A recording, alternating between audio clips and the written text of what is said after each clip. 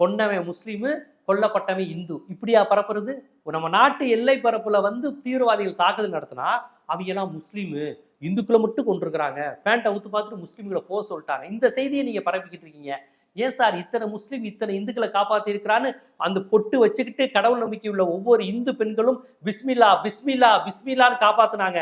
அல்லாஹூ அக்பர்னு சொன்னவங்க காப்பாத்தினாங்க. முஸ்லீம்கள் உயிரை கொடுத்து காப்பாத்தினாங்க.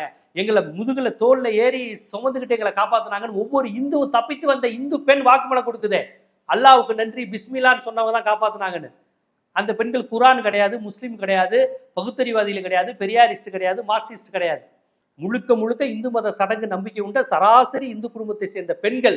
நீங்க சொல்லக்கூடிய முஸ்லீம் தீவிரவாதிகள் தாக்குதலில் இருந்து தப்பித்து வந்து மரணத்தை அருகில் பார்த்தவங்க சொல்றாங்க முஸ்லீம் தான் எங்களை காப்பாத்தினாங்கன்னு. ஆனா ஊடகங்கள் அங்க பேண்ட்டை திறந்து பார்த்துட்டு வெளியே விட்டுட்டான். இதை மட்டும் ஹைலைட் பண்றாங்க. அப்ப இவங்க என்ன இதுல பதிவு செய்ய விரும்புறாங்க? தீவிரவாதின்னு இருப்பான், ஆனா முஸ்லீமை கொல்ல மாட்டான், இந்துவை கொல்லுவான்.